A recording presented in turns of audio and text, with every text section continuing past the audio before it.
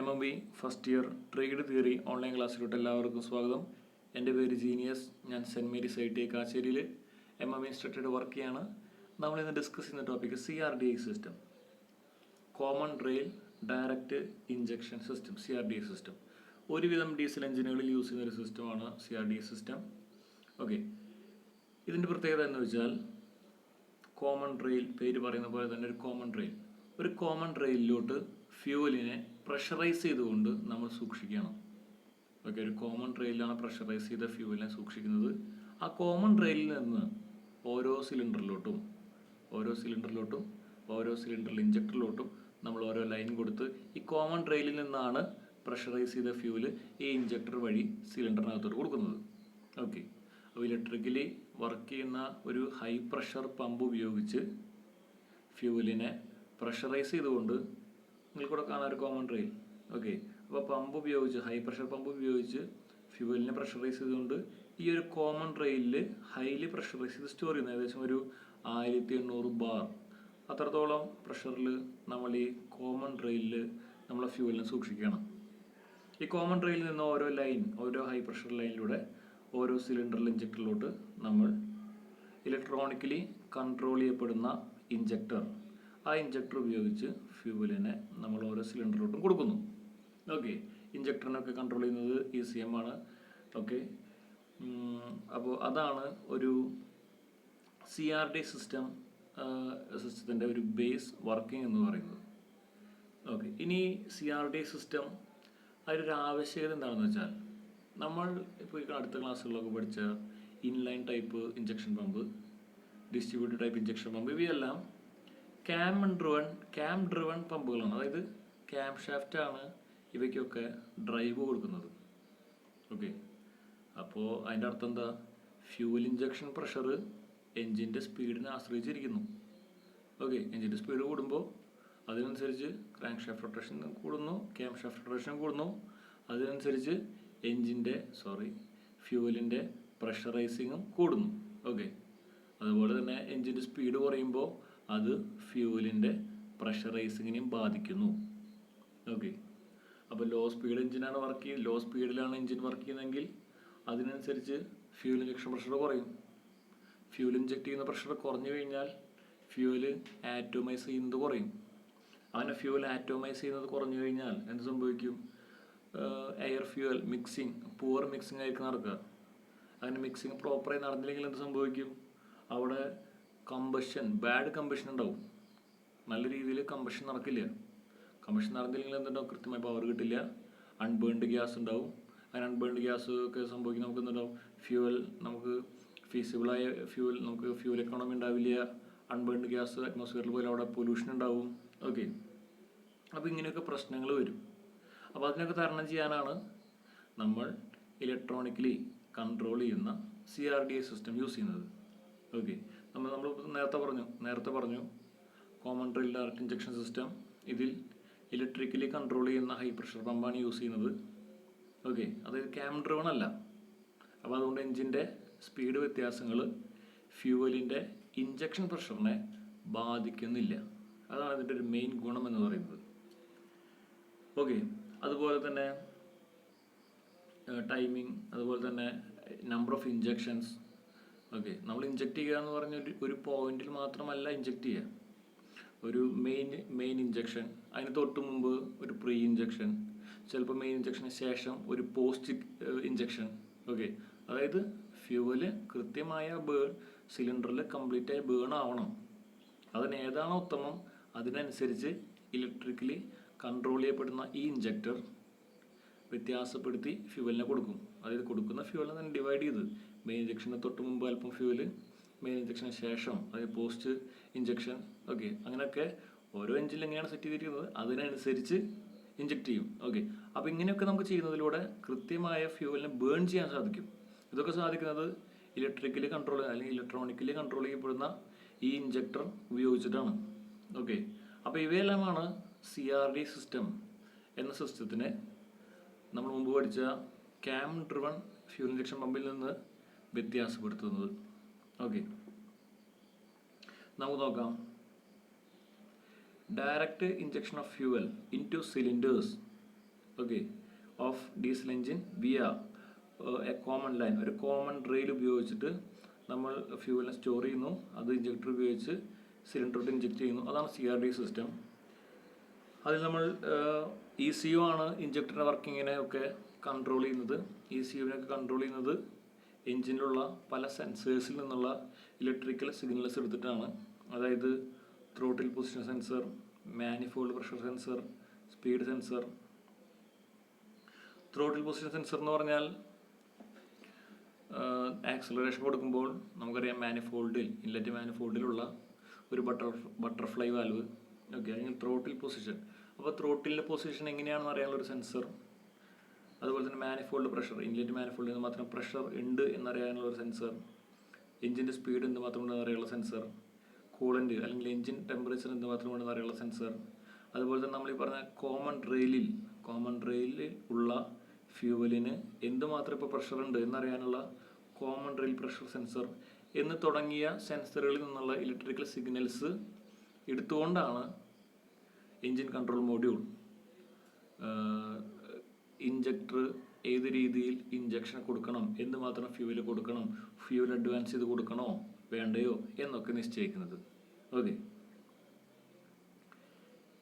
CRD system അതിൻ്റെ main parts എന്ന് പറയുന്നത് fuel filter, fuel pump, pressure regulating valve, high pressure pump, common rail, electronically controlled injector, pressure relief valve, sensors തുടങ്ങിയവയാണ്. ഇനി ഇവയുടെ working എന്ന് പറഞ്ഞാൽ ഞാനിവിടെ എക്സ്പ്ലെയിൻ ചെയ്തിട്ടുണ്ട്. നമുക്ക് ഫിഗർ ഒന്ന് നോക്കാം. ഓക്കെ, നിങ്ങൾക്ക് ഫിഗറിൽ കാണാം ഒരു ഫ്യൂവൽ ടാങ്ക്. ഓക്കെ, അതുപോലെ തന്നെ ഒരു ലോ പ്രഷർ ഫ്യൂവൽ പമ്പ്. ഈ ഫ്യൂവൽ പമ്പും ഇലക്ട്രിക്കലി കൺട്രോൾഡ് പമ്പാണ്. ഓക്കെ, അത് ഒന്നില്ലെങ്കിൽ ടാങ്കിൻ്റെ ഉള്ളിൽ തന്നെയാണ് ഉണ്ടാവുക, അല്ലെങ്കിൽ ടാങ്കിനോട് ചേർന്ന് ആണ് ഈ പറഞ്ഞ ലോ പ്രഷർ പമ്പ് ഉണ്ടായിരിക്കുക. ഓക്കെ, അപ്പോൾ ഇലക്ട്രിക്കലി കൺട്രോൾ ചെയ്യപ്പെടുന്ന ഫ്യൂവൽ പമ്പ് ഫ്യൂവൽ ടാങ്കിൽ നിന്ന് ഫ്യൂവലിനെ എടുത്ത് ഹൈ പ്രഷർ പമ്പിലോട്ട് എത്തിക്കുന്നു.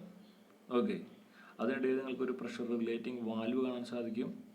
ഓക്കെ, എന്തുമാത്രം ഫ്യൂവൽ നമുക്ക് ഇതിനകത്തോട്ട് കൊടുക്കണം എന്ന് നിശ്ചയിക്കുന്ന ഒരു വാൽവാണ് പ്രഷർ റെഗുലേറ്റിംഗ് വാൽവ്. ഓക്കെ, അപ്പോൾ ഹൈ പ്രഷർ പമ്പിൽ എത്തിക്കഴിഞ്ഞ ഫ്യൂവലിനെ ഹൈ പ്രഷർ പമ്പ് കൂടിയ പ്രഷറിലേക്ക് പ്രഷറൈസ് ചെയ്യുന്നു.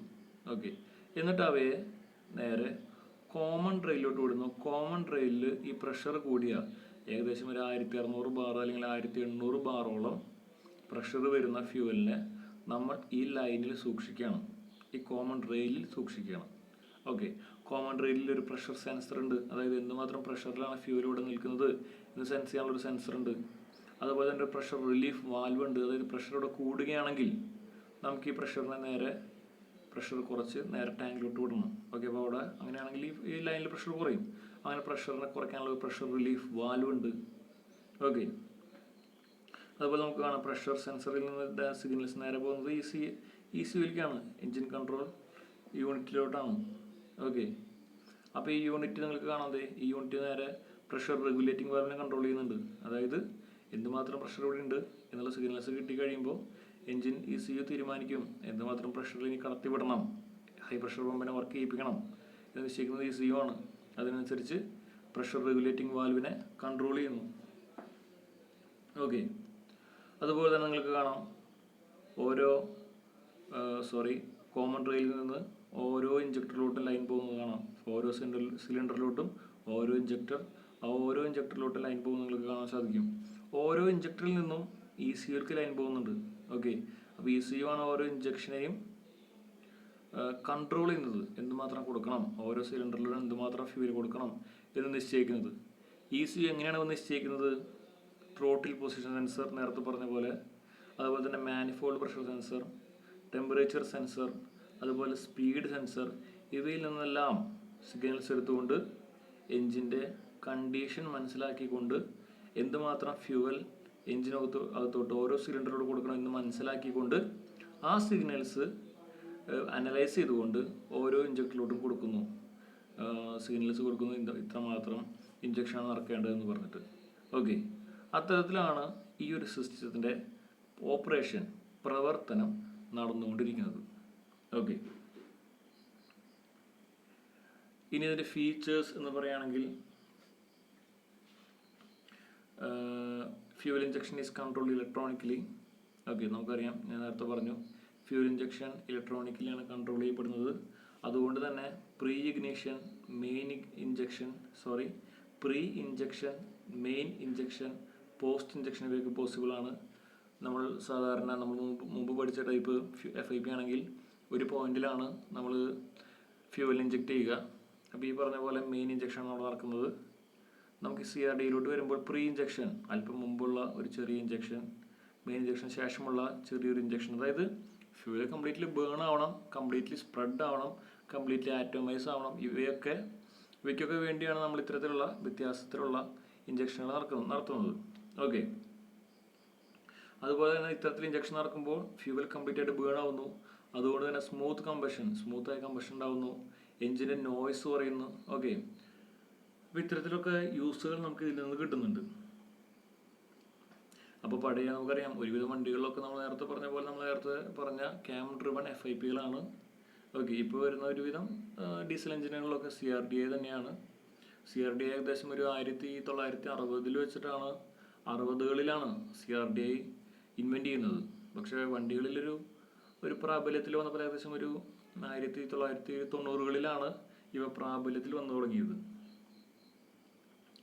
ഓക്കെ, ഇനി നമുക്ക് നേരത്തെ ഇഞ്ചക്ഷൻ പ്രഷർ പറഞ്ഞു, ഏകദേശം ഒരു 1800 മാറോളമാണ് ഇഞ്ചക്ഷൻ പ്രഷർ ഉണ്ടായിരിക്കുക.